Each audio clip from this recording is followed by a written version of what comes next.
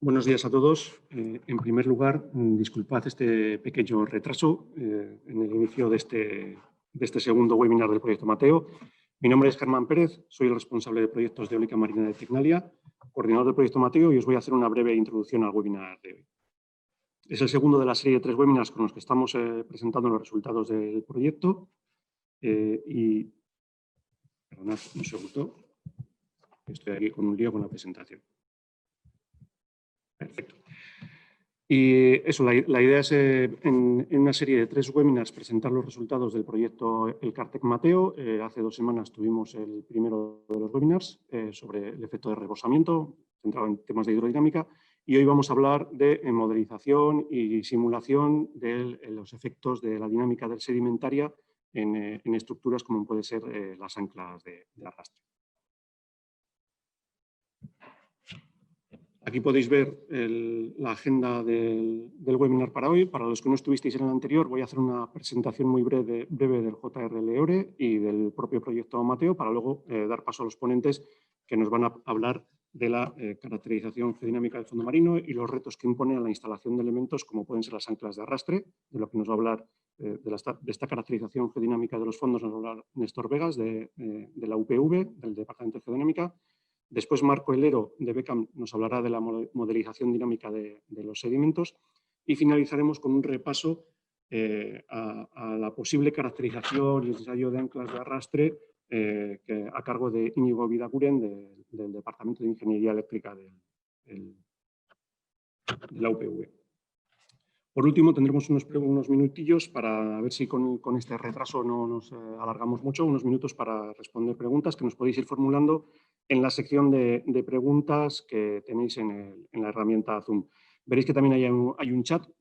Solo informaros que no vamos a seguir el chat, ¿vale? Todo lo que nos queráis transmitir, pues a través de la sección de preguntas. También comentaros que el webinar va a ser grabado y al final de la serie se subirán las grabaciones a la web del JRL-EORE, ya con subtítulos en inglés, y os avisaremos en ese momento cuando esté disponible. Bueno, para iniciar, el JRL-EORE, el Joint Research Laboratory on Offshore Renewable Energy, es una comunidad científica formada por más de 60 investigadores de varios departamentos de Tecnalia, varios departamentos de la Universidad del País Vasco y Beckham, el Back Center for Applied Mathematics. Cuenta con el apoyo de Euskampus y su objetivo es doble: transferencia de tecnología al sector industrial vasco, desde los ámbitos de investigación, universidad, centros tecnológicos, y la formación de profesionales, para lo que el JRL-EORE es parte de iniciativas como el Máster REM sobre energías renovables offshore, impartido por la UPV, que es un máster Erasmus Mundus. Los ámbitos de investigación en los que estamos trabajando en el JRL-EORE son todos los que tienen que ver, prácticamente todos los ámbitos de investigación relacionados con las energías renovables offshore. En la web del proyecto podéis ver más información, noticias y cosas interesantes. Os invito a que lo vayáis siguiendo.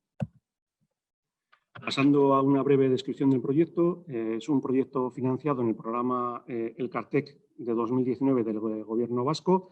Los programas El Cartec son programas de investigación básica, lo cual quiere decir que estamos desarrollando tecnologías, en este caso herramientas, en TRLs bajos, ¿vale? En las fases iniciales de desarrollo. Está liderado por el área de energías renovables offshore de Tecnalia, en la que yo soy el responsable de proyectos de eólica marina y, por tanto, el coordinador del proyecto.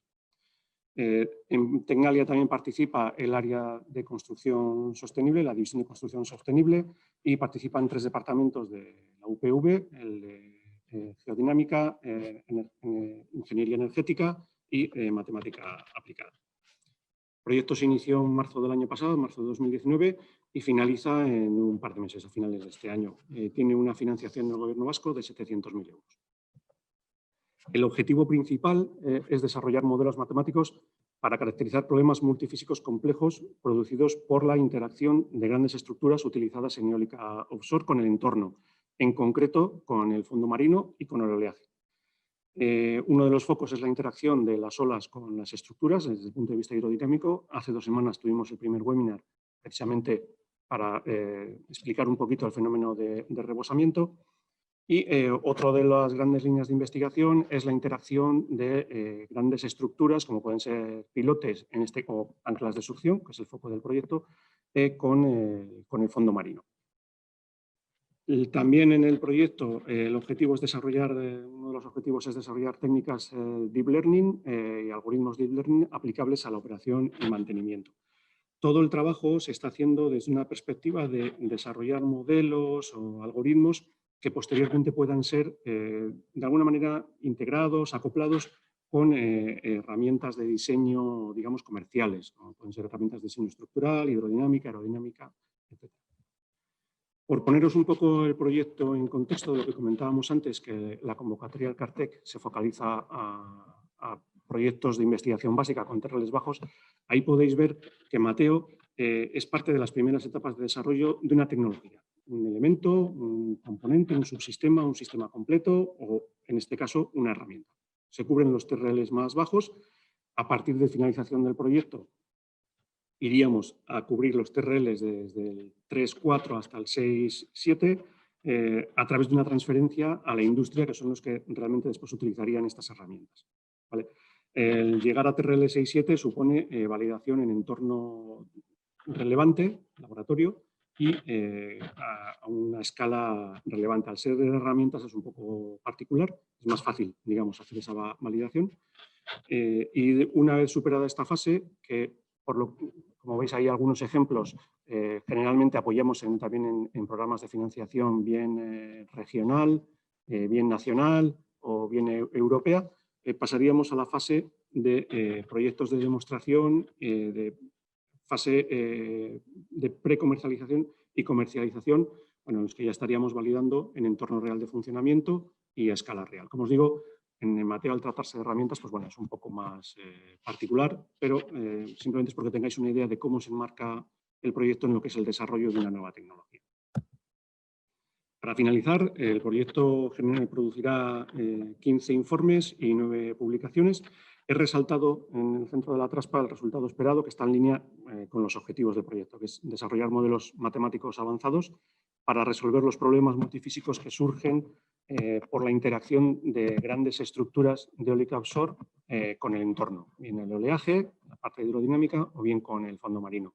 Tened en cuenta que los aerogeneradores en apenas 5 años los aerogeneradores offshore han pasado de 6 megavatios a 12 megavatios en la actualidad. Entonces, bueno, al aumentar el tamaño de las estructuras surgen nuevas problemáticas y nuevos fenómenos que hay que modelizar y entender muy bien. Los modelos se están desarrollando, como comentábamos, para combinarlos con herramientas de diseño de estructuras, diferentes elementos para eólica offshore. Y en los webinars iremos presentando los principales resultados. Como os comentaba, la parte hidrodinámica, en concreto el efecto de overtopping, lo presentamos hace 2 semanas. Hoy presentaremos el tema de la caracterización geodinámica de los tipos de fondo y la dinámica de los sedimentos. Y en el último presentaremos los algoritmos Deep Learning que se han desarrollado para su aplicación a la operación y mantenimiento. También hemos trabajado en otra línea, que es el desarrollo de un modelo de elementos finitos para analizar materiales no convencionales para su aplicación a aerocapsor, en este caso hormigones con fibras. Y bueno, como introducción de lo que es el JRL-ORE, el proyecto, los seminarios, webinars, creo que es más que suficiente. Así que ahora seguimos con la agenda y paso la palabra a Néstor Vegas, del Departamento de Geodinámica de la UPV, que nos va a presentar las características geológicas y sedimentológicas y los principales retos desde el punto de vista de la geología del fondo marino. Néstor, cuando quieras.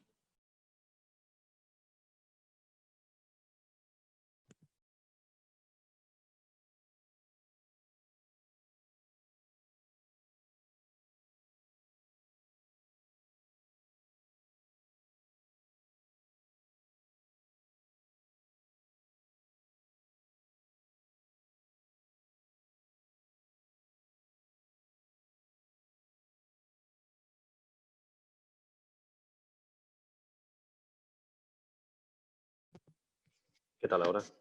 ¿Me podéis oír? Sí. Vale, pues como decía, muchas gracias Germán por la introducción. Voy a pasar a compartir pantalla. Bien, yo voy a hacer una presentación de lo que son los fondos marinos desde el punto de vista de la geología y cómo aparecen en la naturaleza. Entonces, lo primero con lo que quería empezar es una breve descripción de las diferencias que hay en cuanto a las plataformas continentales, que al final van a ser el sustrato sobre el que se van a depositar los sedimentos marinos. Para ello, bueno, pues tenemos aquí esta imagen que corresponde a un modelo digital del terreno del mar Cantábrico y se puede observar bien la diferencia entre la plataforma marina. Aparece representada en colores azules claros, serían estos colores de aquí. No sé si veis mi ratón, no se ve, ¿verdad? Bueno, pues no tengo manera de señalar. Ah, sí, ahora sí. Estos colores claros corresponden a la plataforma continental y, como vemos, hay grandes diferencias entre plataformas muy estrechas y plataformas muy anchas, como puede ser la plataforma que hay en el norte de Europa, en Francia, Canal de la Mancha, Mar del Norte. La limitación a la hora del desarrollo espacial de la plataforma viene dado por la historia geológica. Los márgenes continentales, que han tenido una historia tectónica activa, como es el caso de los márgenes de la península ibérica, van a tener plataformas muy reducidas, muy estrechas, con lo cual vamos a tener poco espacio para disponer los sedimentos, mientras que las zonas de márgenes continentales que han permanecido pasivas y no se han visto afectadas por tectónica en los últimos cientos de millones de años, pues van a tener un desarrollo espacial mayor. Este va a ser el primer condicionante. Pero independientemente del tamaño de la plataforma, vamos a poder distinguir tres tipos de fondos marinos. Por una parte vamos a hablar de fondos marinos rocosos, que van a ser fondos de roca desnuda, fondos marinos ocupados por sedimentos no consolidados y un tercer tipo que sería una mezcla de ambos, una zona eminentemente rocosa pero que tiene una pequeña cobertera de sedimentos no consolidados. En la imagen que acompaño a esta diapositiva se ve todo un sector de la plataforma continental frente a la costa vasca. La parte inferior de la figura, esta parte que aparece en tonos grises y con gran relieve, esto corresponde a un modelo digital del terreno del continente. Y por poner unas ubicaciones geográficas, si nos fijamos aquí en este sector occidental, en la zona izquierda de la figura, esto es el cabo Machichaco. Entonces, lo que estamos viendo es la línea de costa y desde la línea de costa hasta donde acaba la figura estamos viendo la plataforma continental que va desde los 0 hasta aproximadamente los 200 metros de profundidad. Hay una capa en tonos ocres que es la que está representando toda la zona ocupada por fondos marinos de sedimentos no consolidados. Mientras que las zonas que vemos con estos tonos grises, en los que también se observa un relieve, aunque menor que en la zona del continente, esos corresponden a sustrato rocoso desnudo. La imagen es bastante ilustrativa de la variación que podemos encontrar en las plataformas continentales y daría lo mismo que estuviéramos viendo una imagen de la plataforma en California que en el Mar del Norte. Siempre vamos a encontrar estos tres tipos de fondos marinos. Y bueno, pues por aprovechar, pues decir que, por ejemplo, si nos movemos desde la punta de Machichaco hasta el final de la plataforma, hasta llegar a esta zona de aquí, que corresponde a la cabecera de un cañón submarino que da paso ya a alta luz continental, bueno, pues tenemos unos 8 kilómetros más o menos en línea recta, y en esos 8 kilómetros solamente vamos a encontrar sustrato rocoso.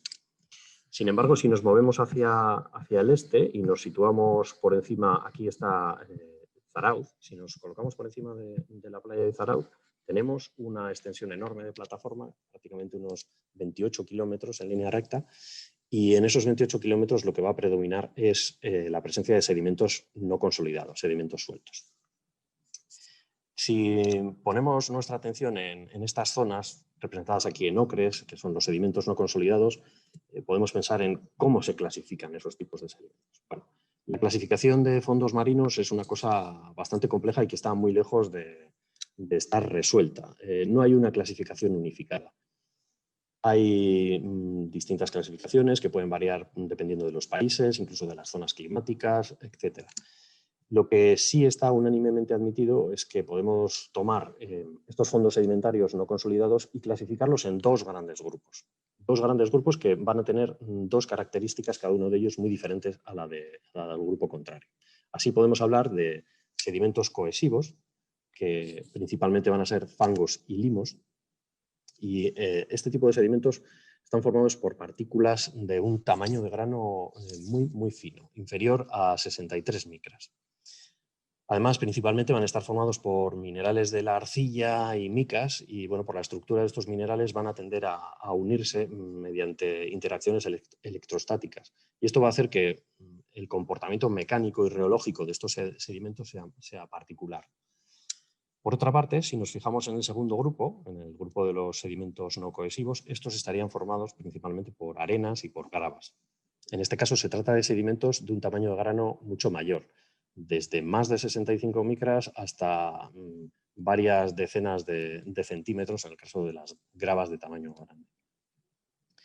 Estos sedimentos se van a comportar de una manera muy diferente, van a ser un material granular. En este caso, la gravedad va a ser el motor de la dinámica de estos sedimentos y va a afectar a los granos de forma individual.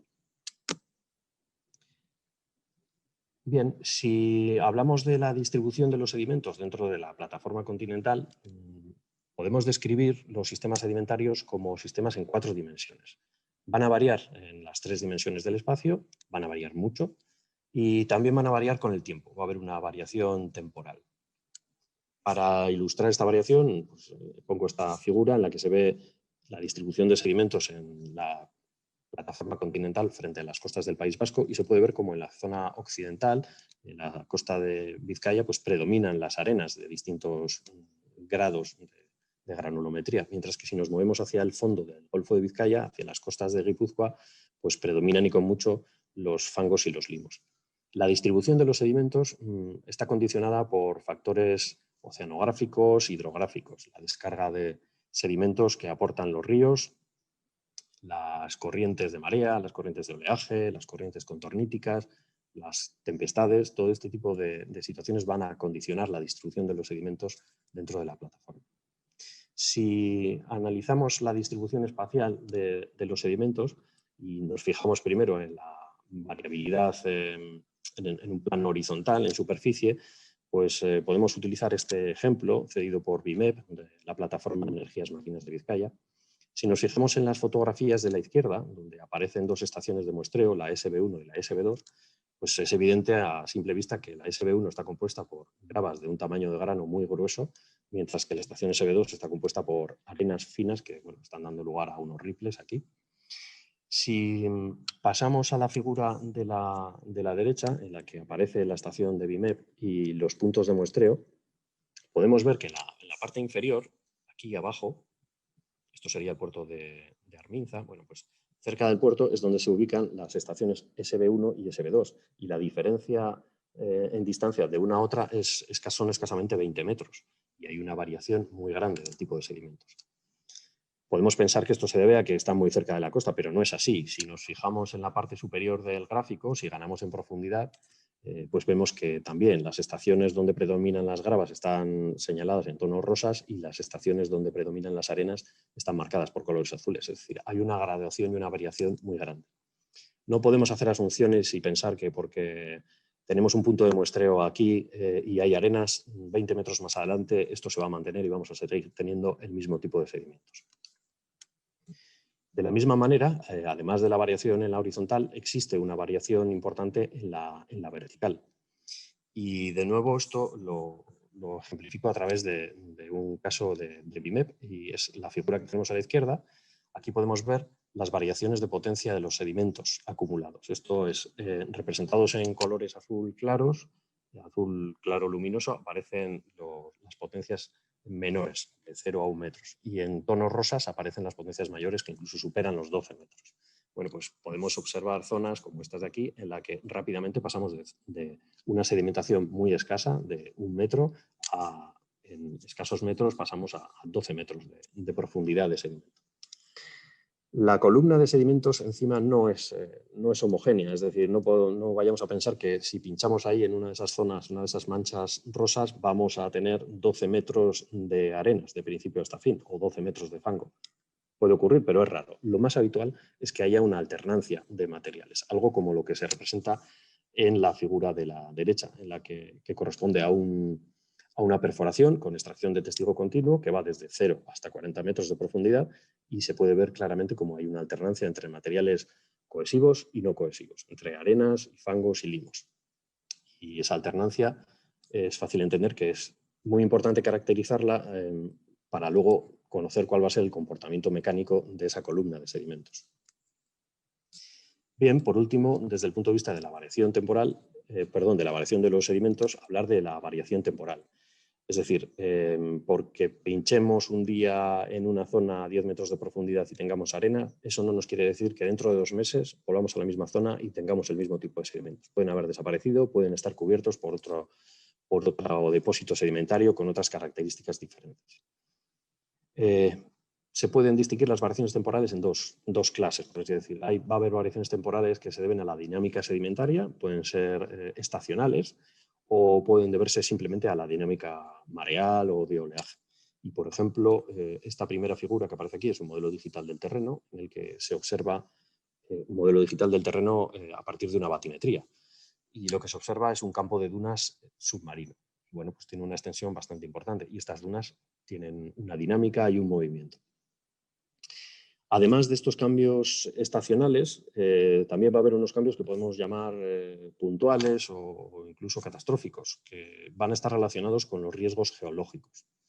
Y bueno, pues estaríamos hablando de deslizamientos submarinos, algo como lo que aparece aquí en la figura de la derecha, en la que podemos ver toda esta sección con esta extensión a lo largo y esta a lo ancho.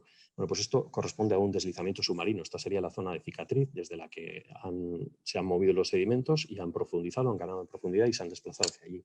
Esto tiene más de 2 metros de extensión y 500 metros de anchura en el punto más estrecho. Es decir, se ha movido un volumen de materiales muy grande en un instante y ha ocupado una superficie enorme de terreno. Bien, ¿qué podemos hacer entonces para caracterizar esta variabilidad de los sistemas sedimentarios? Bueno, pues tenemos que echar mano de estudios geofísicos y de muestreos in situ y repetirlos en el tiempo si lo que queremos es controlar la variable temporal. Entonces, conviene tener batimetrías de alta resolución para conocer el fondo, estudios de geofísica superficial para poder determinar la potencia de los sedimentos, incluso determinar distintos niveles sedimentarios dentro de la columna de materiales. Y bueno, pues hacer análisis, tomar sondeos con recuperación de testigo continuo para poder ver cuál es la variación en profundidad de las capas sedimentarias. Si hemos hecho esto, el siguiente paso lógico es determinar cuáles son las propiedades físico-químicas de los sedimentos que hayamos muestreado. Y para ello pues hay toda una serie de analíticas, determinaciones de la granulometría, de los porcentajes de gravas, arenas y fangos, o el contenido en carbonatos, que también es importante porque si el contenido en carbonatos es muy alto, puede llegar a cementarse el sedimento. Y eso tendría importancia, de nuevo, desde el punto de vista del comportamiento mecánico de toda la columna de sedimentos. Una vez que hemos analizado y que tenemos los datos físico-químicos, bueno, pues lo lógico es ir al laboratorio, hacer pruebas y utilizar el enfoque geotécnico para tratar de determinar cuáles son las propiedades mecánicas de esos fondos marinos. El enfoque geotécnico siempre busca un fin práctico. Al final se trata de tabular las propiedades del fondo marino para poder resolver una cuestión determinada, la instalación de una infraestructura o una cuestión similar. ¿Qué ventajas tiene? Bueno, pues que es un sistema que se lleva utilizando desde hace un siglo y que funciona. Es complejo, hay que hacerlo con cuidado, pero funciona y funciona bien. ¿Qué desventaja tiene? Pues que en muchos casos se utilizan precisamente al considerar la variabilidad de los fondos marinos, se están utilizando modelos un tanto simplistas y eso conduce a una sobreestimación de los parámetros, por ejemplo, de los parámetros de seguridad que van a encarecer pues, las operaciones. ¿Qué otro tipo de enfoques podemos utilizar para estudiar el comportamiento de los sedimentos? Y con esto voy a dar paso a mi compañero, a Marco Helero, que es el experto en modelización en este campo. Bueno, pues podemos utilizar los estudios reológicos que van a medir las propiedades de flujo del suelo y van a determinar el comportamiento dinámico de la columna de sedimentos. La ventaja de estos modelos es que van a desarrollar son capaces de capturar mejor la interacción entre los sedimentos y las estructuras sumergidas. Como desventaja, hay que decir que los procedimientos experimentales para obtener los datos que se introducen en el modelo son más complejos porque no están tan estandarizados como en el caso de la geotecnia. Bien. Pues dicho esto, doy paso a Marco. Ok. Hola, ¿veis? Ahí está.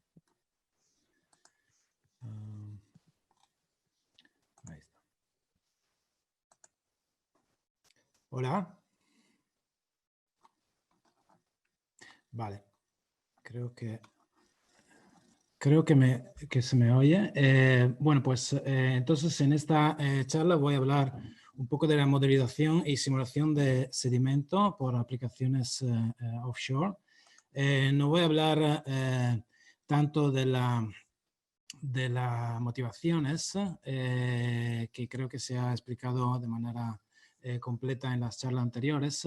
Solo decir que en el caso... Marco, perdona que te interrumpa un segundito. Sí. Si puedes darle a modo presentación para que lo veamos. No, es que ahora mismo no... A ver. Si hay algún problema, lo dejamos. ¿Se ve en modo presentación ahora? Yo creo que se está viendo suficiente. ¿Se está viendo? No, vale. No lo estamos viendo en modo presentación, pero bueno, por no alargarnos más, sí, así que yo creo que se ve suficientemente bien. A ver. Entonces,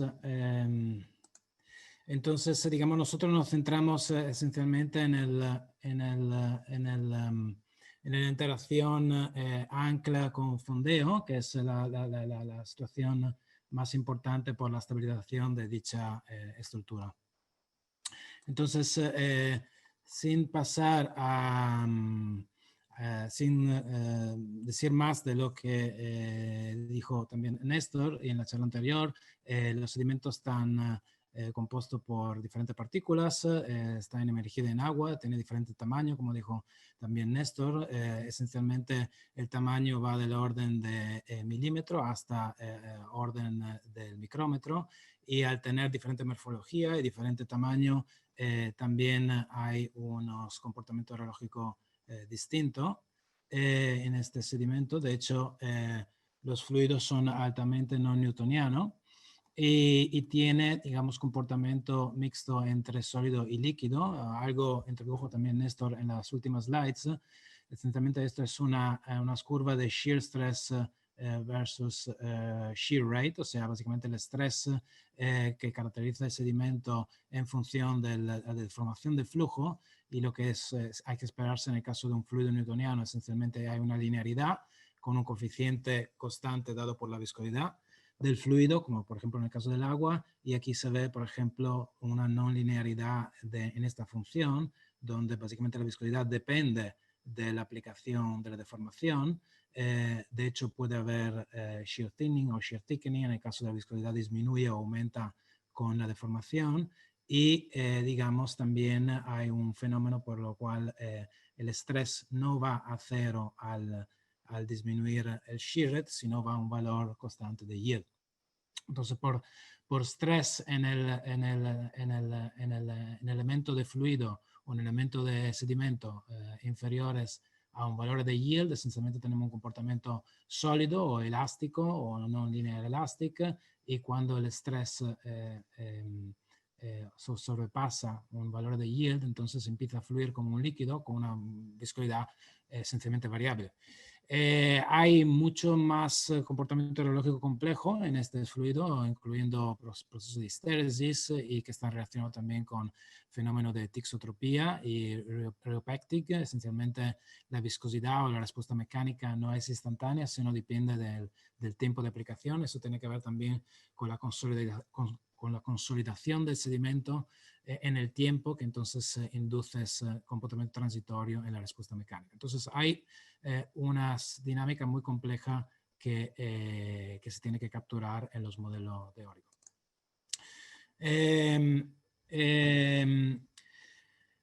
Tenemos, desde un punto de vista de modelización, tenemos dos maneras de atacar el problema. Uno es a nivel microscópico, uno a nivel macroscópico. A nivel microscópico tenemos esencialmente métodos como Lubrication Dynamics o Discrete Element Methods, donde básicamente simulamos partículas y las partículas esencialmente representan los granos finos que pueden ser arena o clays, etcétera. Como están metidos en agua, hay fuerzas reales que se ejercen entre estos dos granos que son de diferente natura. Hay una natura hidrodinámica de lubricación y luego una natura de contact friction, en casos que los granos vengan en contacto. Y esencialmente la idea que se intenta de averiguar en estos estudios es, partiendo de un modelo microscópico realístico, ver un poco cómo la viscosidad y las varias propiedades mecánicas del sedimento dependen de los parámetros microestructurales. Entonces, lo que se hace es un estudio de hidrología a partir del modelo microscópico. Eso es un modelo fundamental, pero evidentemente tiene sus limitaciones, en particular relacionada a la diferencia de escala entre, en caso de aplicaciones de dinámica offshore, evidentemente estamos interesados a simular o a predecir la interacción de objetos de forma macroscópica, orden de metro o más grande, mientras aquí hablamos de grano del orden de milímetro más pequeño. Evidentemente hay un problema computacional que nos preclude el utilizo de estas metodologías en situaciones prácticas. Entonces, el modelo macroscópico esencialmente se reduce al desarrollo de modelos continuos que están basados en ecuaciones derivadas parciales por campo continuo de presión, velocidad, concentración, estreses, y luego el utilizo de técnica más o menos establecida como elemento finito, volumen finito, o en el caso que voy a hablar hoy de Smooth Particle Aerodynamics, para la discretización y la solución de dichas ecuaciones. Entonces, esencialmente, el modelo Smooth Particle Dynamics es un modelo lagrangiano para la discretización de PDEs. En particular, aquí pongo las ecuaciones por la ecuación de Navier-Stokes.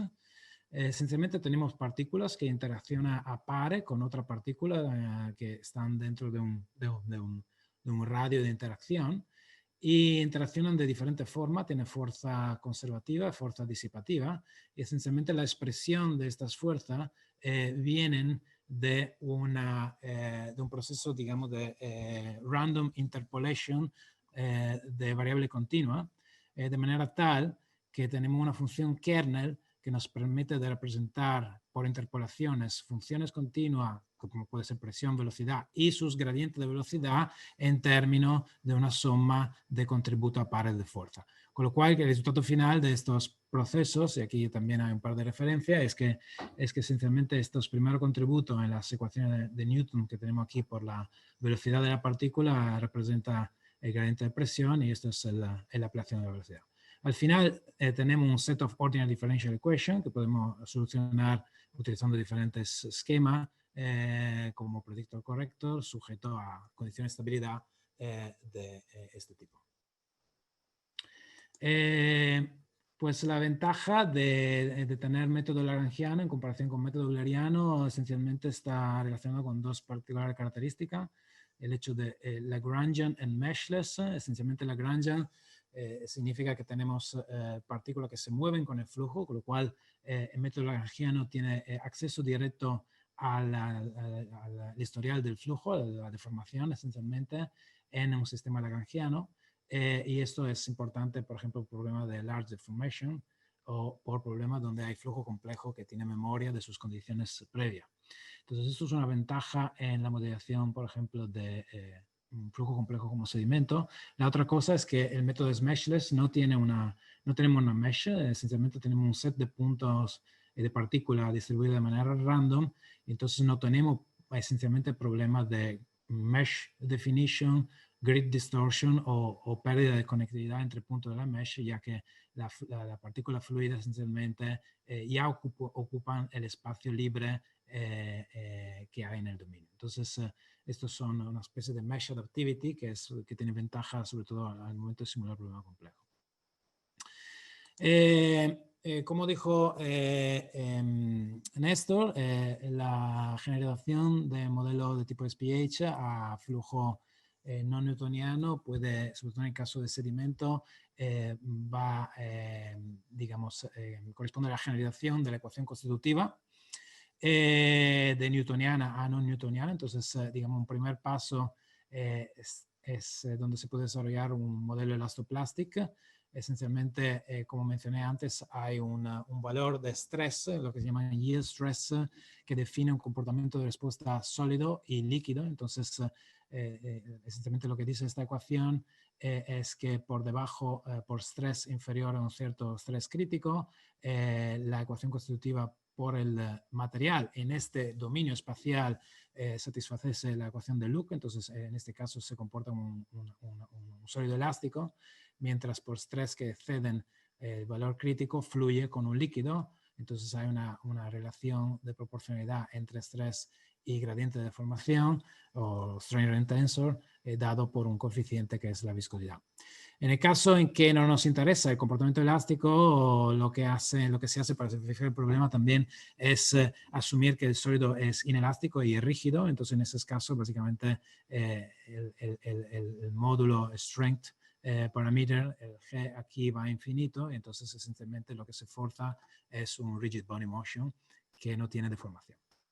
Entonces, el modelo constitutivo por un Bingham esencialmente es esto. Estos son otras relaciones esencialmente típicas en fluido complejo, como puede ser también sedimento. Este es el estrés, es el gradiente de formación. Se ve que esencialmente hay un valor de yield stress. Hasta este punto esencialmente no hay deformación, entonces el gamma dot es 0. Y luego a partir por estrés superior a este valor empiezan a fluir. En este caso, con una viscosidad constante, hay casos más complejos donde la viscosidad puede ser variable. Entonces, uno de los problemas de estos modelos son dos en particular. Uno es uno de los problemas es que aquí hay esencialmente dos dominios. Tenemos que diferenciar parte del dominio donde el estrés es unyielded, en parte del dominio donde es yielded. Y entonces hay que hacer un tracking de la interfase entre la zona yielded y unyielded, que a veces no es tan directo, tan fácil, se puede hacer, pero introduce también complejidad desde el punto de vista numérico. El otro problema que tenemos es un problema de discontinuidad en este modelo a la interfase, ya que esta es la viscosidad no newtoniana. Esta viscosidad no newtoniana, al acercarse a la interfaz, o sea, por gamma dot que va a 0, esencialmente tiende a infinito. Entonces es un problema numérico que para la solución numérica esencialmente de problemas singulares. Entonces uno de los problemas que se adoptó es una regularización de este modelo de Bingham que se propuso ya con el paper de Papanastasios, donde esencialmente se asume una relación lineal entre estrés, una relación directa entre estrés y strain rate tensor, y con una viscosidad que está regularizada por un exponencial. Entonces, en este exponencial hay un parámetro libre que se llama m, entonces por diferentes valores de este parámetro m, esencialmente llegamos a reobtener, esencialmente por valor de m grande, llegamos a reobtener de manera aproximativa exactamente la ecuación constitutiva de Bingham, que es exactamente esta. Entonces, esto en realidad es un apparent yield stress, porque aquí no dividimos el dominio en dos partes, entonces tenemos una única fase, entonces resolvemos el problema 1, ya que no tenemos que diferenciar entre fase 1 y fase 2, o fase sólida y fase líquida. En todo el dominio está caracterizado por esas ecuaciones, y además resolvemos el problema de discontinuidad, ya que por el shear rates que va a 0, esta ecuación tiene un valor finito. Entonces, todo en punto de vista numérico tiene alguna ventaja. Esto es simplemente para ver un poco la flexibilidad de modelos de este tipo en recuperar por lo menos la propiedad reológica viscométrica en caso estacionario de determinado sedimento. Aquí enseño la viscosidad en función del shear rate. Estos son los estudios reológicos que comentaba Néstor en las slides anteriores. Esto es en el caso del yield stress, o sea, en términos de stress versus shear rates. Y los puntos verdes son esencialmente datos de sedimento reportado por Young en 2016, que corresponde a un tipo de sedimento que se encuentra en el Adriático, y se ve que esencialmente se pueden recuperar bastante bien las propiedades, por lo menos bajo condiciones estacionarias viscométricas. Bueno, pues estos modelos recuperan algunas propiedades, no todas. He hablado anteriormente también de elasticidad, de tixotropía. Estos modelos no son elásticos, no tienen tixotropía, por eso hay que ir a modelos más refinado. Otro problema cuando se habla de simulación numérica de estos sedimentos está relacionado a la precisión con el que el modelo numérico efectivamente reproduce la ecuación continua. O sea, aquí tenemos dos problemas esencialmente donde la incertidumbre puede entrar. La elección del modelo, que no es única, tenemos varias posibilidades en el mercado, y luego el modelo numérico que utilizamos para resolver estos modelos matemáticos. Entonces, hay que mirar que la solución computada numéricamente efectivamente sea de buena calidad y reproduzca situaciones conocidas. Entonces, se hacen benchmark en 2D, en 3D. Aquí empezamos haciendo un benchmark en 2D, es un problema clásico en fluidodinámica, donde hay esencialmente dos paredes que se mueven con velocidad constante y aquí en el medio hay un cilindro estacionario, entonces se crea un flujo alrededor del cilindro. Y en esos problemas hay un número dimensional que determina la solución y es el Bingham number. En caso de sedimento, el Reynolds number, que esencialmente caracteriza el nivel esencialmente de turbulencia en un flujo, no juega papel relevante o por lo menos no son muy críticos en el caso de sedimento, ya que la viscosidad son muy grandes, así que el Reynolds number tendencialmente es siempre inferior de 1 o puede ser del orden de 1 en caso particularmente crítico de grande velocidad. De todas maneras no hay efectivamente turbulencia, y lo que efectivamente determina la solución es este número de Bingham, que es esencialmente una ratio entre el yield stress que mencioné anteriormente y el estrés viscoso. Entonces, en el caso de Bingham number que va a 0, esencialmente el yield stress va a 0 y tenemos un fluido newtoniano donde no hay yield stress. Y en el caso de Bingham muy grande, pues los efectos plásticos son cada vez más importantes. Entonces, Marco, perdona, tendríamos que ir acabando, ¿vale? Intenta abreviar un poquito lo que queda de presentación. Pues entonces la solución de benchmark, hicimos un benchmark con otro modelo de ReoTool, así que esencialmente el modelo recupera bastante bien. Estos son yielded and yielded region y recuperamos bastante bien las soluciones teóricas. Hicimos modelo 3D. Donde esencialmente miramos el drag en función del Bingham number. Aquí también tenemos bastante buena comparación.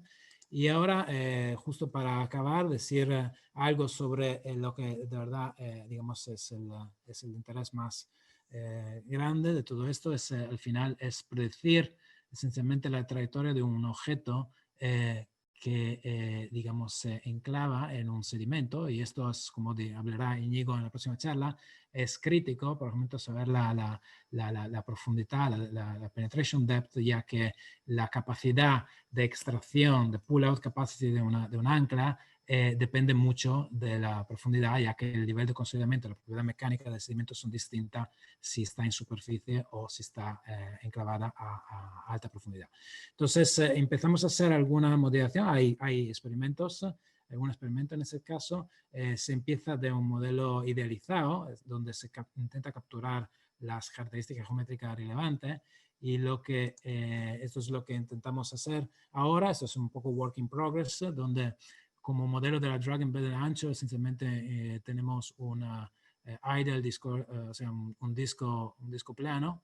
Aquí tenemos un punto que se mueve con una cierta velocidad, imparte una fuerza, esta es la mooring line, en un shekel, que luego descompone la fuerza en diferentes partes del fluke. Entonces esto se mueve en un fluido e interacciona de manera libre con las deformaciones que tenemos. La primera cosa que estoy mirando es un poco ver el anchor setting, o sea, el initial alignment. Simplemente es la proyección de la fuerza de la mooring line en el objeto, no encuentra exactamente el centro de gravedad. Hay una fase inicial de keying o setting. Esencialmente la ancla se realinea de manera tal de acelerar el momento angular. Y esto es, perdón, aquí no sé si se ve los vídeos. De todas maneras, lo hicimos por diferentes condiciones iniciales y esencialmente se ve que va a un ángulo de equilibrio respecto a la mooring, al ángulo de aplicación de la fuerza. del cable. Esto es un caso donde la orientación inicial es distinta y lo que estamos mirando esencialmente, lo que podemos mirar es esencialmente cantidad como la orientación, la fuerza de tensión en la dirección de la línea del cable de amarre, y también lo que es interesante y que estamos mirando ahora mismo es un poco la Z, la coordenada vertical, que tiene que ver con la trayectoria, o sea, la penetration depth del ancla. Entonces voy a concluir aquí, esencialmente diciendo punto que lo que estamos utilizando es un modelo SPH viscoplástico, donde hemos utilizado una regulación de Papanastasius y ha sido validado en 2D, en 3D. Hemos introducido un modelo inicial idealizado de una drug embedded anchor y ahora mismo estamos mirando el efecto de la viscoplasticidad en la trayectoria de penetración del ancla en el sedimento. Hay también unos retos que me gustaría mencionar antes de pasar la palabra a Íñigo. Estos modelos que tenemos son puramente viscosos, entonces no son elásticos. Hay una pregunta, ¿bajo qué condiciones pre-yielded, efectos elásticos de pre-yielded son importantes? Entonces, ¿hay alguna manera de generalizar estos modelos? Por ejemplo, siguiendo el modelo Ceramito que introduce viscoelasticidad y yield stress, thixotropy, y también materia heterogeneity, como mencionó Néstor en la serie anterior. Hay diferentes capas de sedimento, entonces diferentes propiedades reológicas según de la profundidad en que se puede encontrar el ancla. Entonces evidentemente la respuesta mecánica y los modelos tienen que depender también de parámetros locales, como puede ser la presión local del sedimento. Entonces hay modelos también que se pueden implementar yendo en esta dirección de incorporar la heterogeneidad del material. Y por fin es solamente decir que efectivamente lo importante que es intentar empezar de situación idealizada para ganar un poco de conocimiento sobre el problema antes de hacer la simulación brute force del sistema completo. También en ese caso la validación y la comparación con prueba en laboratorio es fundamental para la validación del software, del modelo, antes de predecir situaciones, digamos, de flujo real. Y con esto paso la palabra a Íñigo y a las próximas charlas, que va a hablar un poco más de la cosa experimental.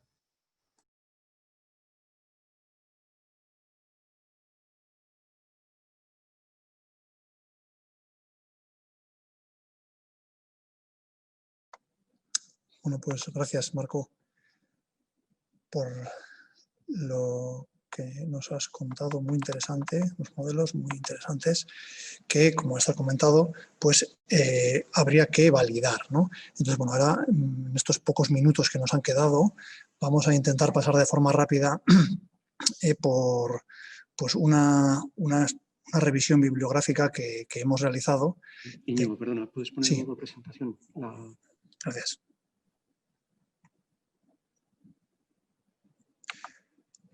Una revisión bibliográfica que hemos realizado de diferentes tipos de anclas y cómo a escala más pequeña, pues en laboratorios más o menos grandes, esto de pequeño veremos fotos de todo tipo, y cómo habría que hacer una idea de cómo la gente está haciendo y ha publicado en la literatura que hay que realizar estos ensayos. Bueno, vamos a ver diferentes tipos de anclas, por supuesto dependiendo, como sabéis, del tipo de mooring que tengamos, del fondo, de la profundidad. Bueno, pues tenemos diferentes tipos de anclas y vamos a hacer un barrido por todos ellos, exceptuando el primero. Vamos a ver pues, el resto de anclas, cómo se podrían llegar a ensayar en un laboratorio. Algunas condiciones generales, tal y como ha dicho Néstor, hay una variación en el tiempo también del comportamiento del sedimento. Entonces, bueno, pues comentaros que es importante, pues lo que estamos viendo aquí a la derecha, que todos los ensayos que se hagan, el terreno esté en las mismas condiciones. Entonces, bueno, pues en la mayoría de los artículos recomiendan pues, utilizar este tipo de batidoras, ¿no? En remover el terreno y dejarlo en unas condiciones iguales, comprobar que ese terreno, con el ensayo del T-bar test, este que estáis viendo aquí, obtener las condiciones del terreno y verificar que todos los ensayos que estemos haciendo tienen validez. como son ensayos en tamaño más pequeño, con ancla más pequeño, nosotros no hemos entrado aquí, pero claro, debido a los efectos de escala, pues podría llegar a darse en que necesitásemos cambiar también la gravedad, el término de la gravedad. Entonces, para ello pues existen este tipo de centrifugal tests que nosotros, bueno, en principio, hemos intentado no entrar en ellos, por la complejidad de las instalaciones que necesitamos. Y luego, bueno, pues aquí comentaros el tipo de resultados que se obtienen en este tipo de artículos, ¿no? Pues tanto de, como ha dicho Marco, de penetración, de trayectoria, de profundidad, fuerzas, presiones, inclinaciones del ancla en la trayectoria, qué le va pasando al ancla, ultimate holding capacity, e incluso, al final pongo aquí también de recuperación de ese ancla, ¿no? Ensayos de recuperación del ancla, una vez que ya ha hecho lo que tenía que hacer y lo quiere recuperar, pues ver que efectivamente funciona la recuperación también, ¿no?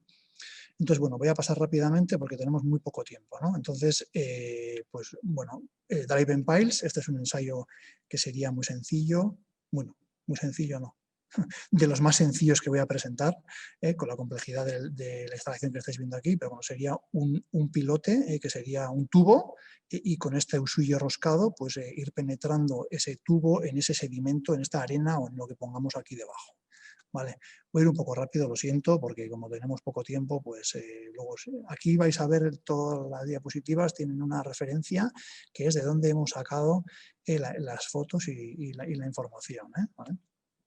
Esto sería para otro pilote, pero tipo succión, que bueno, veis la instalación ya no es tan sencilla, necesitamos una instalación ya con, hay que hacer el vacío para sacar el agua que tenemos aquí justo entre el terreno y la parte superior por dentro, vamos a decir, del pilote. Bueno, pues ya veis, os hacéis la idea del tipo de instalación que podría ser. Aquí hay unas fotos de la realidad de esa instalación, de ese artículo, de cómo vemos el tipo de instalación que necesitaríamos, pues el sensor del esfuerzo, bueno, etcétera, etcétera. No voy a entrar en toda la instrumentación que hay aquí porque ya os digo que andamos un poco mucho este tiempo.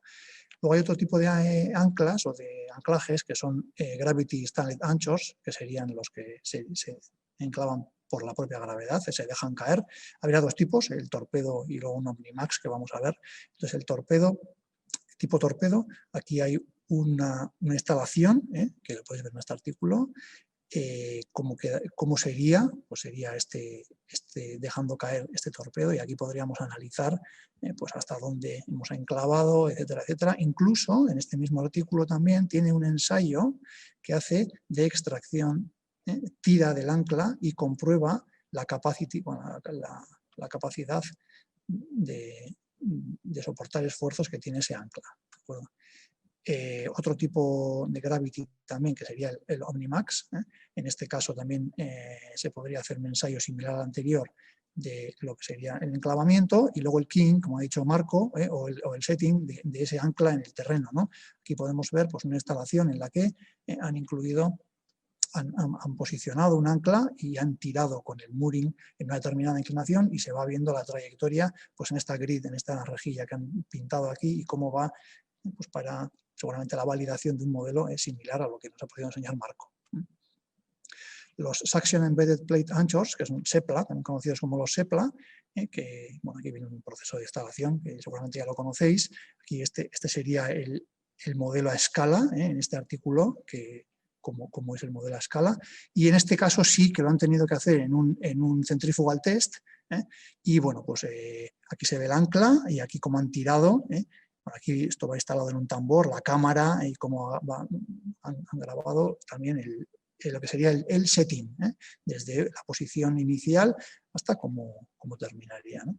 Aquí podéis ver eso, lo que os estoy comentando. Continúo un poco hacia adelante y entramos ya en lo que nos ha enseñado Marco, el tipo de anclas que son los Drag Embedded Anchors, los DEA, ¿no? Entonces, bueno, aquí me voy a centrar en dos grupos de investigación, el de Liu, que es la foto que nos ha enseñado Marco también, que tienen este tipo de instalación que veis aquí a la izquierda abajo, que es una instalación que pues, tiene tiran con vamos a decir, especie de carrito, con el que tiran, y se ve aquí y cómo trazan la trayectoria del ancla. Bueno, ¿cómo lo hacen? Lo hacen con un chasing line, con una línea aquí atrás para continuar, para detectar la trayectoria, y con unos sensores, unos inclinómetros, para saber la posición del ancla, y suponen que en cada instante el enclavamiento del ancla va a llevar la dirección que le esté dando los inclinómetros esos. Bueno, aquí veis unos resultados de trayectorias, y este también otro grupo, que sería el de Aubeni, este señor que tantos años ha dedicado a los anclas y a estos fenómenos. Bueno, pues esto es un estudio muy interesante que lo hace primero en un modelo bastante pequeño, como lo podéis ver aquí, y luego lo hace con el mismo estudio, lo continúa ya en un tanque muchísimo más grande. Entonces, bueno, lo interesante de esto es que en este caso, en vez de hacerlo con un chasing line como hacía el anterior, lo hace con un magnetómetro, que viene a ser más o menos como lo que tenemos en los teléfonos móviles para detectar la brújula de los teléfonos móviles, es un magnetómetro. Entonces, bueno, con ello, necesita poner un sensor en el ancla, y con esa fuente, pues digamos que detecta la trayectoria. Ahí está el sensor que coloca en ese ancla, que es el modelo que ha utilizado. Bueno, voy a continuar un poco porque esto también hace ensayos en estático, ensayos en dinámico, de lo que sean trayectorias, y luego incluso, en este caso, al final, aquí a la derecha se puede ver cómo una vez que está enclavado sigue estirando, y digamos que analiza también el capacity, ¿no? Cuando pierde ya la capacidad el ancla, ¿no? Aquí se ve cómo interesa el mooring, por ejemplo, lo ha ensayado con una línea gruesa, que le llama thick line, con una thin line, ¿no? Vemos cómo la línea fina, que es la azul clarita, pues tiene una profundidad mayor que el resto de moorings que ha utilizado con una línea más gruesa. Es decir, que es interesante también en el modelo tener en cuenta el tipo de línea que vamos a tener. Y luego, bueno, este mismo ensayo, como os he dicho, lo ha hecho en un tanque en Texas que se hizo ya mucho más grande. Voy a pasar unas fotos para un poco ver ya el tipo de instalación que haría falta para la validación, pues, de este tipo con un proyecto como este de esta envergadura, ¿no? Yo creo que, bueno, similar al anterior. En este caso, mira cómo preparan el terreno en el exterior, porque ya estamos hablando de dimensiones importantes, y también el T-bar test, de lo que os he comentado al principio, hay que remover el terreno todo para dejarlo siempre en unas condiciones conocidas, y como aquí os quería decir que aquí también lo hace con el chasing line, como la trayectoria la conocen mediante la misma técnica que utilizaba el artículo del libro. Y bueno, y con esto, pues gracias por vuestra atención, y nos doy paso a Germán ahora mismo. Muchas gracias, Íñigo, por recuperar parte del tiempo que habíamos perdido. Tenemos en el chat 3 preguntas que os voy a leer para que vayáis resolviendo. La primera es para Néstor. Preguntan, con la variación temporal de los sedimentos, ¿nos podemos fiar de anclajes instalados en BIMEP durante 10 años? Es una pregunta complicada, es mojarse en una cuestión de estas, ¿no? Decir, no, pues sí, pues no. En realidad hay que tener presente que, como he dicho, el fondo marino y los sedimentos son un medio dinámico, entonces 10 años es mucho tiempo. Habría que hacer unas labores de revisión periódicas, habría que hacer vamos a decir, un mantenimiento, y sobre todo después de fenómenos meteorológicos intensos, como pueden ser grandes tormentas o cuestiones similares, es necesario realizar labores de revisión, porque nunca vamos a poder estar seguros, nunca vamos a poder decir, sí, esto va a aguantar aquí 10 años. Gracias, Néstor. Hay otra pregunta, no sé si quizás para Marco o yo mismo, entre los dos podemos intentar responder. De hecho, las 2 preguntas siguientes. Una es, ¿la fuerza de fricción del ancla con el suelo marino se estima en función del peso del murín? Marco, no sé si tienes algún criterio. Bueno, pues en el modelo en realidad tenemos una viscosidad, un yield stress, que son propiedad intrínseca del sedimento, con lo cual, digamos, habría que tener una caracterización reológica separada y caracterizar esos parámetros. Cierto es que a segunda del nivel de profundidad, como dijimos, la heterogeneidad del material, el nivel de consolidamiento del sedimento cambia, entonces sus parámetros pueden también tener una cierta variabilidad, pero esto no lo hemos todavía considerado en este modelo, en nuestro prototipo inicial. Sí, yo por añadir algo más, entiendo que eso, que la fricción del ancla con el suelo depende del material del ancla y del tipo de fondo. En cambio, el peso del mooring generalmente no suele tener tanta influencia en lo que es la selección del ancla por sí misma y en la fricción con el suelo. Sí que es verdad que el diseño hay que hacerlo de manera conjunta y esto me permite enlazar con la siguiente pregunta, que es, en cuanto a dimensionar el ancla, ¿se dimensiona por la tensión de la catenaria? En parte sí, creo que tampoco estamos aquí ningún experto en diseño de anclas o de fondeos.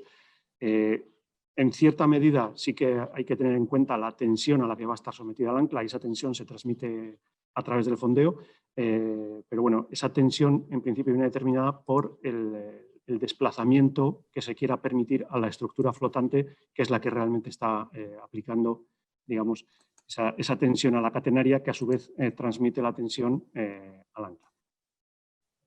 Es una de las cosas en las que sin duda seguiremos trabajando una vez que finalicemos el proyecto Mateo y en esta línea que comentábamos antes de ir acoplando los resultados y las conclusiones que vamos obteniendo con herramientas de diseño, digamos, comerciales.